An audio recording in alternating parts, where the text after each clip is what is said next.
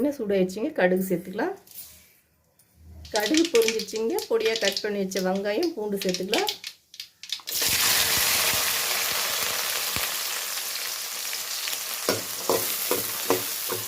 வெங்காயம் இந்த அளவுக்கு வதங்கினா இப்போ தக்காளி சேர்த்துக்கலாங்க.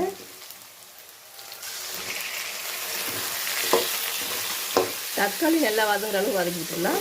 தக்காளி இந்த அளவுக்கு குழஞ்சி வெந்ததும் இப்போ உருளைக்கிழங்கு முருங்கைக்காய் கட் பண்ணி வச்சுருக்கேங்க, அதை சேர்த்துக்கலாம்.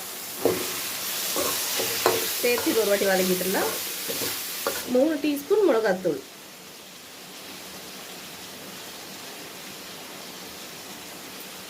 1,5 டீஸ்பூன் உப்பு, இது கலந்து விட்டுடலாங்க. இப்போ இது போல் கலந்ததும் குழம்புக்கு தேவையான தண்ணி சேர்த்துக்கலாங்க. எலுமிச்சம் சைஸ் புளியை கரைச்சி வச்சுருக்கேங்க, அதையும் சேர்த்துக்கலாம். சேர்த்து ஒரு வாட்டி கலந்து விட்டுட்டு தட்டு போட்டு மூடி வச்சிடலாங்க. நல்லா குழம்பு கொதிச்சு வரட்டும்.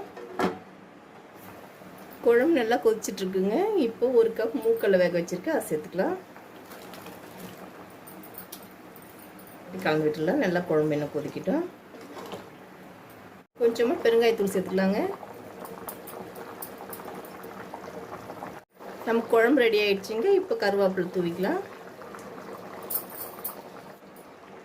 வீட்டு சமையலில் மூக்கடலை பூண்டு குழம்பு ரெடி ஆயிடுச்சுங்க. இது போல் வீட்டில் செஞ்சு சாப்பிட்டு பாருங்கள். பிடிச்சிருந்தா லைக் பண்ணுங்கள், ஷேர் பண்ணுங்கள், நம்ம சேனலை சப்ஸ்கிரைப் பண்ணுங்கள், கூடவே பெல் பட்டனையும் ஆன் பண்ணுங்கள்.